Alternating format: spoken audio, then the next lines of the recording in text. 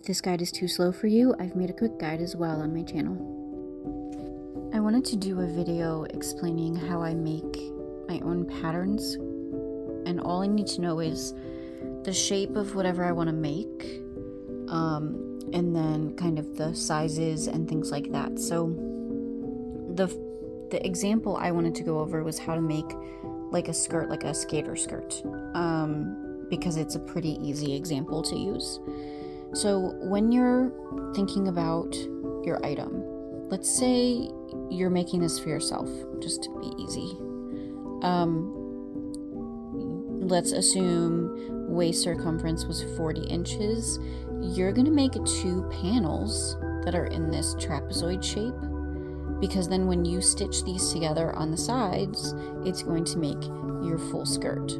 So each panel, the circumference that you're doing should be half of the waist circumference that you start with. So you would assume like this would be your first row. You can start at the bottom. Everything I'm doing, you would just flip it, and instead of stitch increases, you would do stitch decreases to work from the first row to the last row. But we're gonna do stitch increases.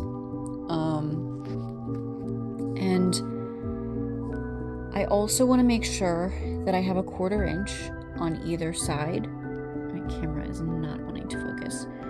A 1/4 inch on either side to have a seam allowance. So when I'm stitching each of my panels together, I'm not losing any width. So with that, you know that a 1/4 inch on either side is 1/2 inch. So that's where we get 20.5 inches for the top of your panel. You would be making 2 of these to make a whole skirt. But all of this is applicable to any shape you want to do. You need your shape, you need your lengths, or your widths, and then your length. So let's say I want the skirt to be 16 inches long. That's like a typical midline skirt length, I guess, for this type of waist circumference. So when you have that, you're going to figure out, I already did this math, but I'm going to show you how I found it. So for me, the yarn that I'm using, which is, I believe, is a 3.75 yarn, and an F hook. For those, when I did a sample square, I found that for every 3 stitches by 3 rows, that was a square inch. This is important. You need this to make any of the rest of a pattern. You cannot proceed without this. So you will need your yarn, or at least a prototype yarn, in advance. I highly recommend, just from personal experience, make sure you're using a prototype yarn. Don't use your expensive yarn or the color that you want to use. Use like scrap yarn, or yarn that you know is, you don't have to use it for anything. Cheaper yarns, colors nobody wanted, or anything like that. So I'm not a huge fan of lime green for myself, so this is my prototype yarn.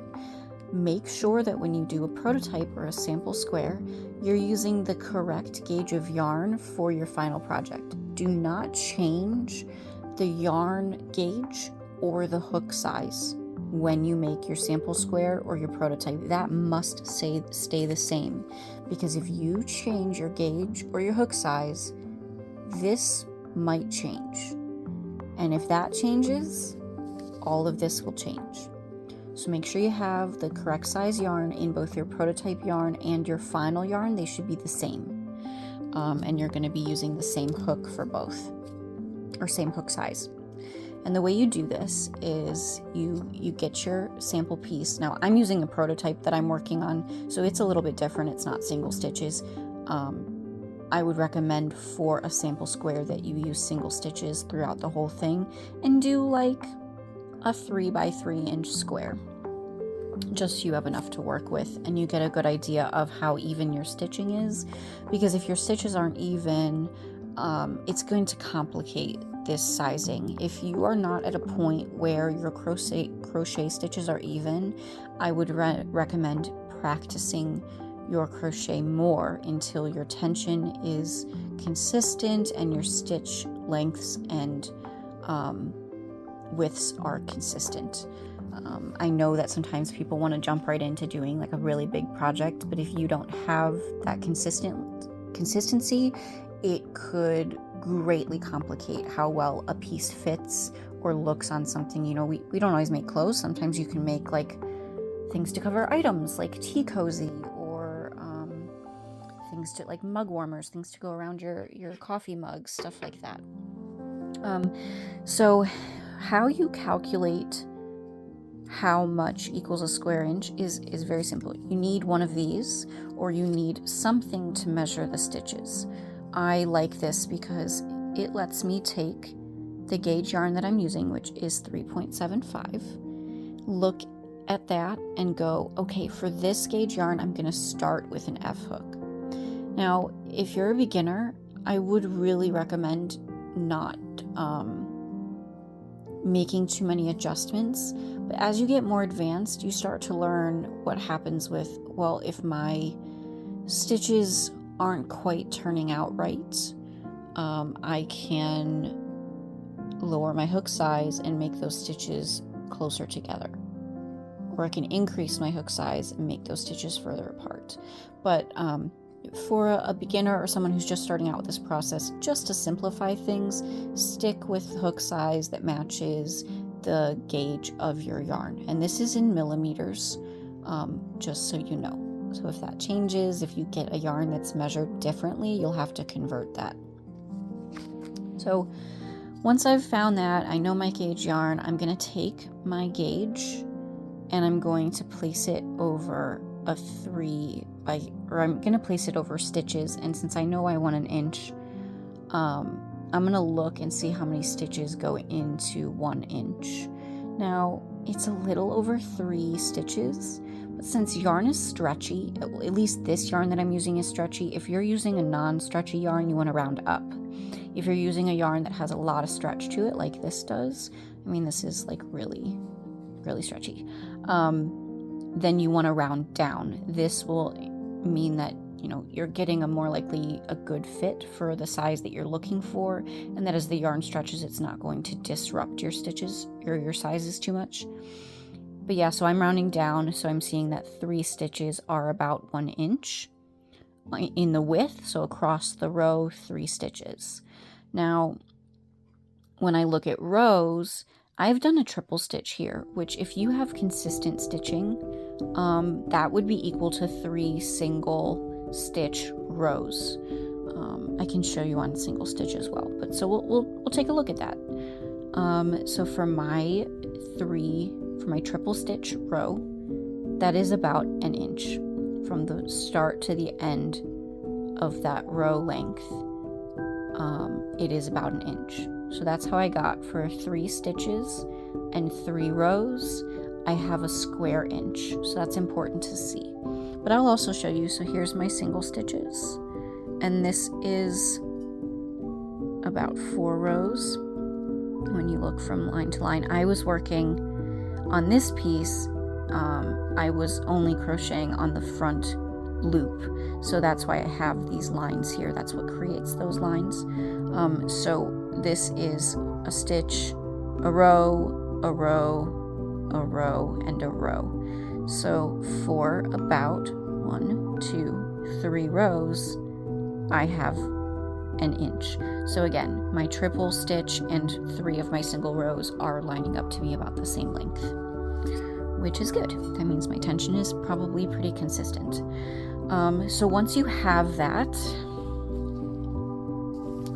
you come back to your planning and you go, okay, well, I've got a square inch here. I know I want my first row to be 20.5 inches wide, and I know that I want the last row to be 41 inches wide. I effectively want to double my width throughout the length. Now, there are ways to do this math where you're sitting down and drawing a diagram and you're doing it the slow way, and that is great if the shape is not consistent or the amount that you're increasing your size is not uniform. For example, if I had something I was making that widens and then narrows and then widens and narrows at a irregular rate, all of this that I'm doing here will not apply. This is just how we do uniform shapes that increase at a stable rate. Okay, so I'm doubling this length equally down the rows. That might make more sense a little bit later for those of you that are struggling with that. I know depending on your experience with algebra and things like that, this can be a lot to take in. And so I know that 3 rows equals an inch. So if I know that and I want to make my skirt 16 inches long, 3 times 16 is 48. So I want 48 rows, about 48. So knowing that, what I do is I come here to do some math. So the equation for this, the standard equation, if you just wanted to like do your own equation, is your amount of inches increased per row, and we know that we're doing 48 rows, is your final width, which when we come back to this, we know is 41 inches. I apologize about my camera. And your initial width, which we know is 41 inches, which we know is 20.5 inches, that's your initial width, divided by the number of total rows minus 1, because you're going to start, you know that your initial width is a specific, that's your first row, so you don't need to calculate that row in this. If that's too much, just take my word for it. It's your number of rows minus 1. So that change, this is a mathematical symbol for change. That change is equal to, when we plug our amounts into this formula, so 41 inches, your final width, minus your initial width, 20.5 inches, divided by the number of rows, which is 48, minus 1. So that's just bringing that down. And so we'll have 0.43 inches increase for every row that we move on to for this particular project. So again, this is that equation. Again, same thing. I wrote it out neater down here.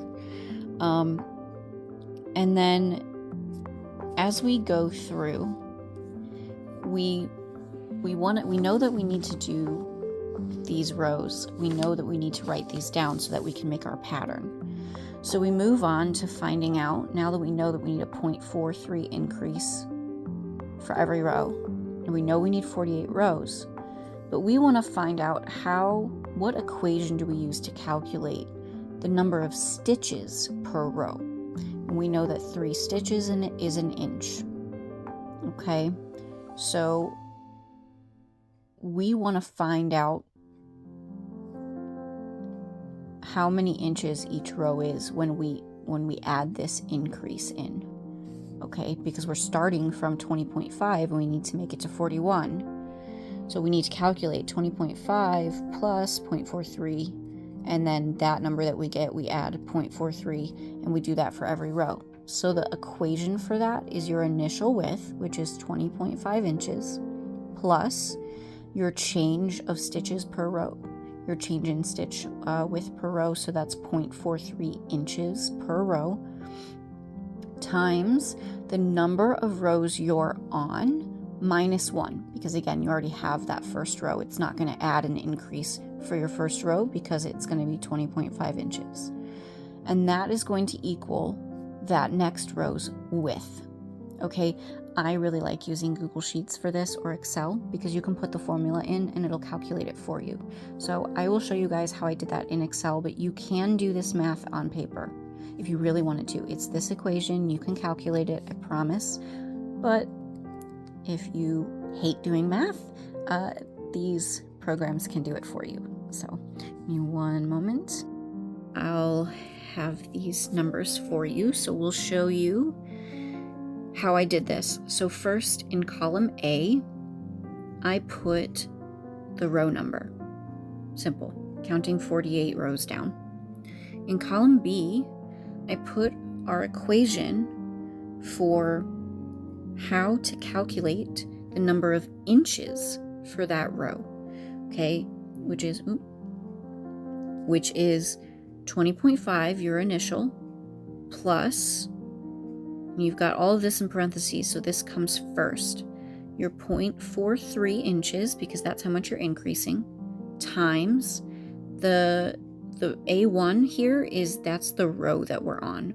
And we put a money sign in front of A1 to tell Google Sheets or Excel that we want the column to stay the same. It will always be coming from column 1 or column A, but I didn't put a money symbol in front of 1 because I want Excel or Google Sheets to move down a row each time.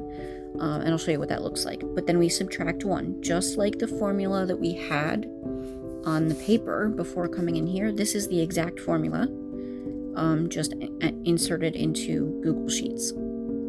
So once we know that, I had Google Sheets, I autofilled all the way down, and it input that formula for me. So you can see it kept the column the same here, and it made it row 2. So now it knows, because A2 has a 2 in it, it's going to make that value equal to 2. So 2 minus 1 is 1. It'll be 0.43. It's going to be your amount plus 0.43. Okay, and that's going to calculate those inches all the way down this column. So here in this column, for each of those rows, we have the number of inches that row will be in width.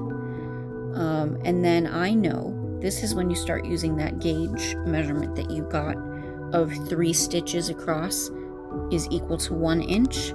So then we put that formula in.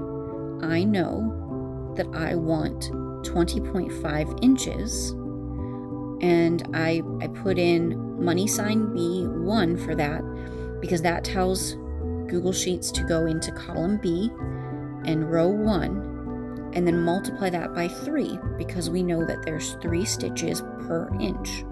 So 20.5 times 3, it's going to give me 61.5 stitches. Okay, and don't worry about the decimal points for right now, because we can't do 0.5 stitches, but I'll get there. So I also autofilled all the way down the column, and it input those equations for me automatically. Because I had the money sign in front of B, it knows to always pull from column B and then multiplied by 3, and it will continue to take from the row that you're on. So it's going to find out how many stitches you need for row 2, and then the same for row 3, then the same for row 4, and so on until you've gone through all of your rows. So this is how you get Google Sheets or Excel to do this math for you. Now, because we have decimal points, if you're working with a stretchy fabric, as I said, round down. So this would become, this would become 61 stitches, 62 stitches, 64 stitches, and so on. So I'll show you what that looks like in my planning sheet. So that number of stitches I got from Excel, I go ahead and write on my sheet to tell me the number of stitches per row.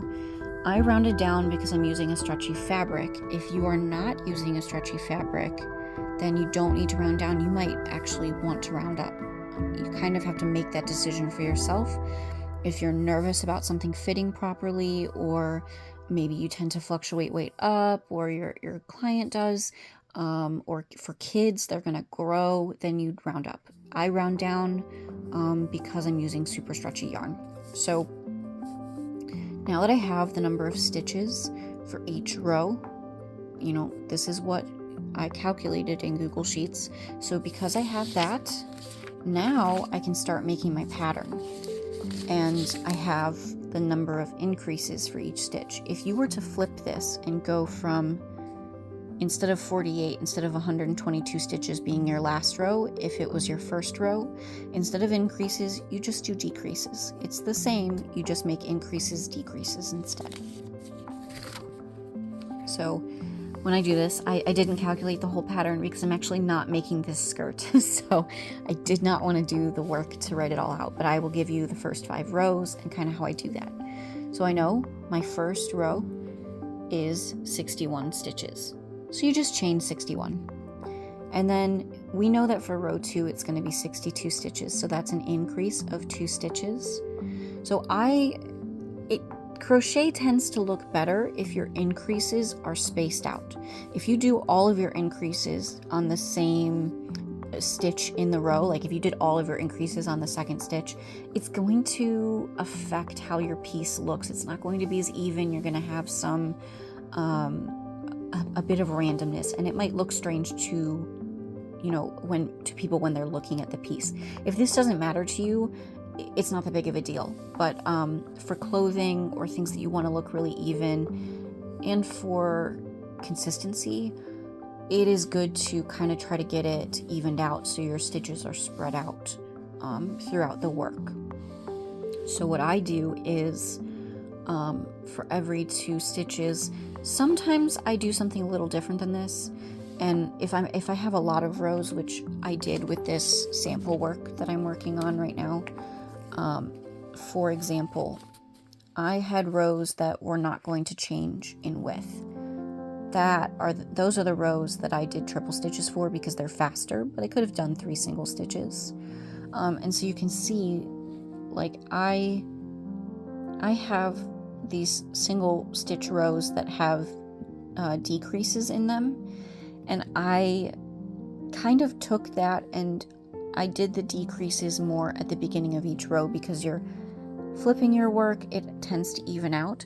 And so I ended up having a lot of decreases at the beginning here, and then when I did the next row, all the decreases are at the beginning here, and they slowly spread out because I was working with greater decreases over time. I know that that's a lot, but it's just one way to do it. You could do like stitch 3, do a decrease or an increase, stitch 3, do an increase, stitch 3, do an increase, which is a popular method, because then when you flip it over to do your next row, it's going to end up being on this side, and they'll be like that, and it'll kind of even out throughout your work. So that is one way. In this pattern, I chose to, because the increases are so small, I chose to do it a little bit different. So for these very small increases, I know that I've got 61 stitches to work with when I'm working on my second row, because for 61 stitches, I will have 2 stitches that I'll have 2 stitches from this row that will have 2 stitches in them. Y'all know how to do an increase. If you're watching this, I hope that you know how to do an increase. If you don't know how, please find out. So so when we do our increase, I know that half of 61 is about 30. And then to keep this from always being like directly in the middle of my piece, I just subtracted 2 stitches. You could subtract 5 stitches, whatever. It's arbitrary, but I did 2. That just seemed reasonable to me. And that ends up being, I'll stitch 30 minus 2 is actually 28. I don't know why I got 27 here, but I wasn't paying attention when I did this math. So we did minus 3 there. But when you do your 27 stitches, then you do an increase. So I did 27, then in the next stitch, 2 stitches, then 27 more, then 2 stitches. But because we did 2 stitches in 1 stitch, and we have 61 stitches to work with, we're already at the point where we only have 6 stitches left in that row to actually crochet into.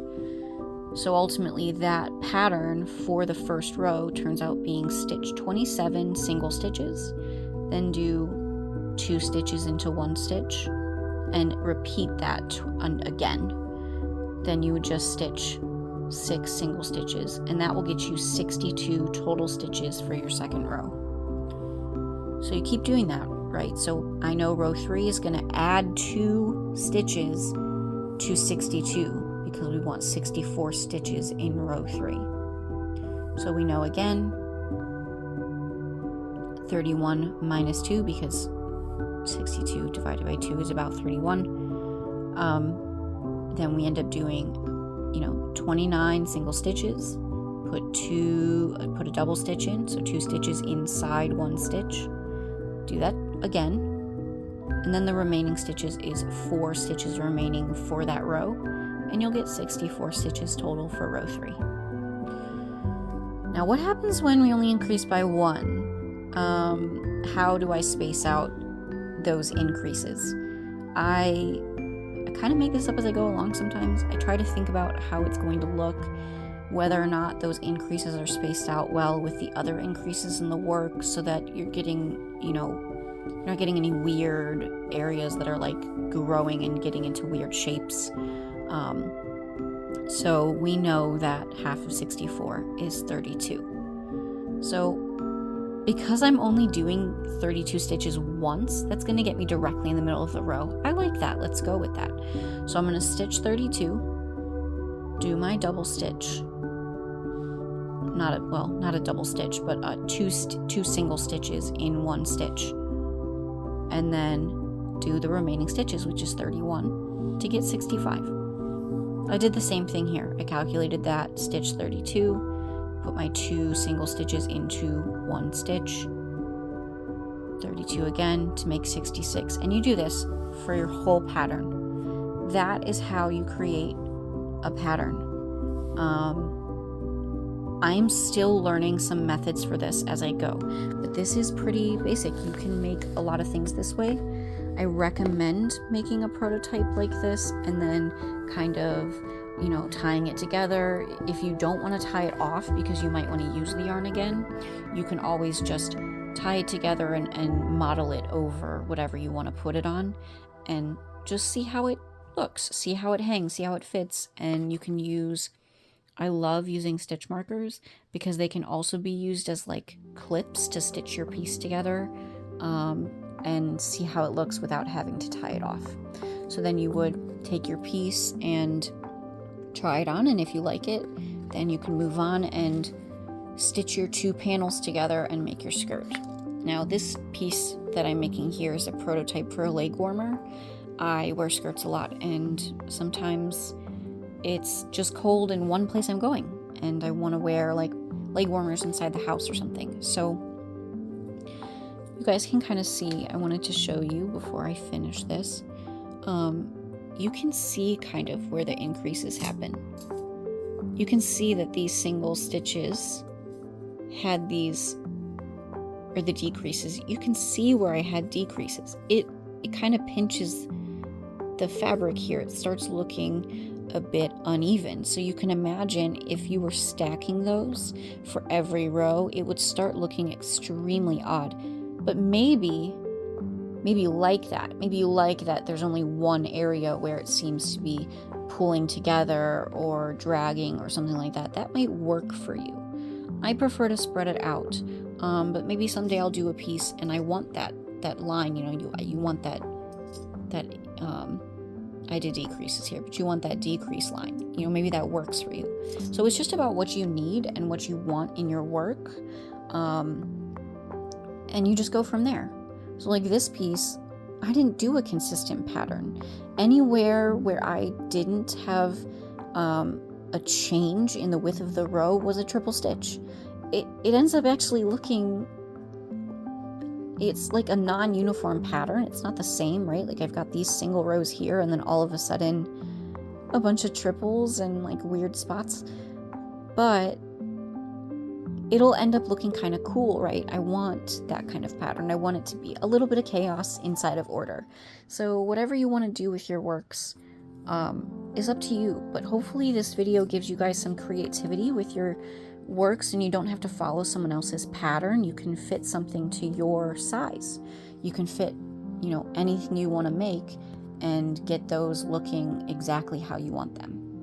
Play around with it, make a prototype, see how it looks. And the worst case scenario is you make a prototype and something about it isn't right. Take a look at that and see if you can figure out what about it made it not right. Is the width too long? Did you not account for this, how much it would stretch? Was the the tension getting weird where you had increases and decreases. How can you change it? All of these things, just trying to make a prototype or making pieces, making smaller pieces, and looking at how changing the type of stitch or changing the style of the pattern, you know, whether you do it like this or you do your increases and decreases in the beginning and then stitch the rest of the row. All of those things teach you something about how to make your own patterns. They give you more experience about what actions we take in crochet and what stitches we use and how those things affect the work. For example, when I stitched like this, I learned that it created these lovely lines in the pattern. Without it, it turns out being more of a flat work. Triple stitches look like this. You learn how to anticipate what changes you're going to make will change your piece and how it will look. And that can help you a lot when you're making your own pattern. So get yourself one of these and give it a shot. And don't forget to let your furry buddies supervise because, of course, they are a main component to this process.